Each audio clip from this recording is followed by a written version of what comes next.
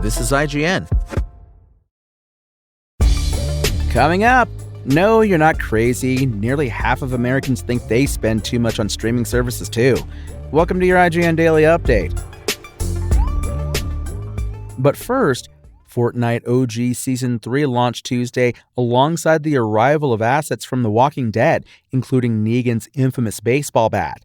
Chapter 1 Season 3 sees the return of the Lucky Landing POI and a meteor that's on a seriously worrying collision course, Epic Games said.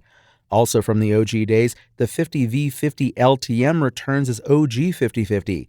OG 5050 pits two 50-player teams against each other and runs until 9 a.m. Eastern Time on April 14th. Fortnite veterans will remember that 50v50 was the first ever LTM to be added to Fortnite Battle Royale all the way back in 2017. The meteor will emerge in the sky later in OG Chapter 1 Season 3 and get closer and closer as the season goes on. This too will be fondly remembered by Fortnite players who were there to see Battle Royale kick off back in the day. Meanwhile, anyone can now create their own The Walking Dead universe islands for Fortnite using Unreal Editor for Fortnite and Fortnite Creative. For a breakdown of some of the Walking Dead tools now available for Fortnite creators, head over to IGN.com. And Amy Pascal and David Heyman were officially announced as the new producers of the next James Bond movie on Tuesday, following last month's historic departure of the franchise's long-running bosses Barbara Broccoli and Michael G. Wilson. Amazon MGM Studios broke the news on 007.com. Pascal is a producer on the Spider-Man franchise and was formerly co-chairman of Sony Pictures Entertainment. Heyman produced the Harry Potter and Fantastic Beasts films. There's no word yet on when the next Bond film will be released or who will play the next James Bond, although the internet has made their top pick for the role known. There is also no director for the film yet, but we'll see if Christopher Nolan's dream of making a James Bond movie may finally come true.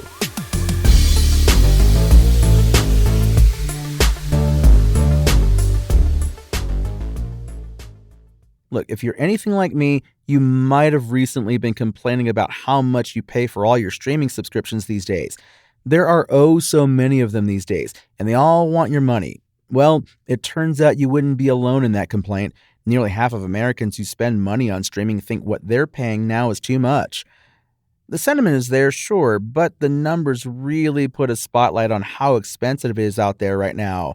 According to Deloitte's 19th annual Digital Media Trends Report, the average streaming subscriber in the United States pays for 4 services amounting to $69 per month, which is a major 13% year-over-year increase. 47% of the folks Deloitte surveyed feel they pay too much for the streaming services they use, with 41% of those people holding the opinion that what's available on these services does not justify the prices they charge. It's so dire that 60% of Deloitte's pool agreed that if even their favorite service raised their price by $5 per month, they would cancel the service. Prices have been steadily rising in the U.S. subscription video-on-demand sphere, colloquially known as SVOD in the industry, so it seems many of that 60% may have some canceling to do in their future. The pricing has now risen to an average of $16 per month, a number that feels somewhat unthinkable when you hearken back to the early days of streaming. According to the firm's findings, younger subscribers are more likely to cancel their services or choose the least expensive and thus ad-supported option possible to save where they can. The survey found that 54% of subscribers have at least one ad-supported tier of a paid service, which grew from 46% on last year's survey. With that, it should come as no surprise that premium SVOD streaming services are a hard sell these days because of their high prices, which of course puts these streamers between a rock and a hard place because they don't want to push consumers to turn on them. Monthly prices above $25, boasted a few of those premium services, are seen as too high for ad-free, while any ad-supported tiers priced at above $19 are similarly considered too high. Deloitte found that most subscribers consider $14 a month to be just the right price for an ad-free subscription. Naturally, though, the cheaper the better, so $10 a month is considered ideal for an ad-supported service. At the end of the day, this confirms something many of us have already known from experience for some time now. Streaming isn't getting any cheaper right now.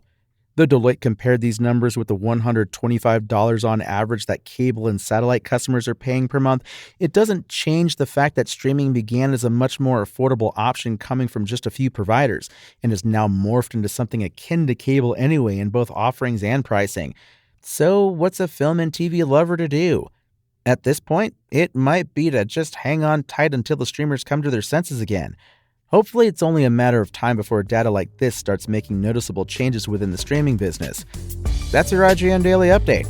My name is Tony Jackson, and if you want more news on your favorite games and entertainment topics, make sure to visit us at IGN.com. You can also download our free app on your phone or console, and subscribe to our weekly podcasts through the podcast service of your choice.